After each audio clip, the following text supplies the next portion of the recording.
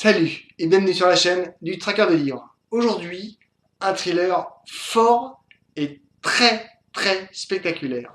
L'enfant dans la neige avec un cartable et un fusil de Stéphane Hawks aux éditions Toucan Noir. C'est un roman qui se coupe pas mal quand même, il va avoir un cœur bien accroché et s'attendre à en prendre plein la tête. Marie descend du bus à Villard-de-Lans. Elle remonte de Grenoble où elle est en train de passer un BTS d'équitation au lycée agricole du coin. Parfois, à partir de Villars, elle remonte en stop vers Autran, la ferme familiale. Aujourd'hui, elle trouve deux mecs qui lui proposent de la ramener. Bac à fond dans les oreillettes, elle se rend compte trop tard qu'elle s'est fait piéger.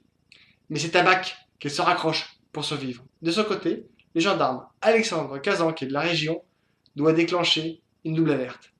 Une jeune fille de la région qui est portée disparue et un étrange braquage du Crédit Agricole dans Villars même. Alors que la neige recouvre tout et qu'il fait un froid glacial, il assiste, impuissant, devant la caméra, à l'effusion de sang du braquage. Swad, sa collègue, est aphone à force d'avoir hurlé dans la radio que ce n'était pas un braquage. Elle connaît ce type de comportement. Un homme qui avance au beau milieu d'une place, cerné par les gendarmes, est en mission.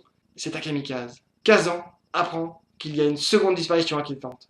Ce coup-ci, Dédé va devoir s'expliquer. La famille de Marie décide de prendre les choses en main.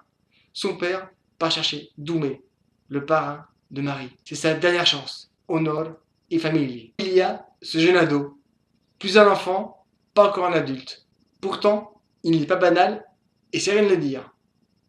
Il est l'homme qui tua Liberté Valence. En tout cas, c'est comme ça qu'il se présente. Et Marie, il l'apprécie beaucoup. Et il se décide à la chercher. Mais il le fait à sa manière. C'est sa guerre à lui.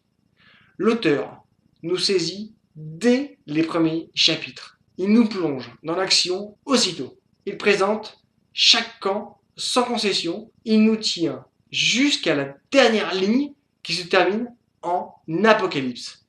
Une histoire forte, impressionnante, qui secoue jusqu'au plus profond de notre âme. Un roman à lire, à dévorer. Lisez-le, likez, commentez, partagez, parlez-en autour de vous. Abonnez-vous. À bientôt. Bonne lecture.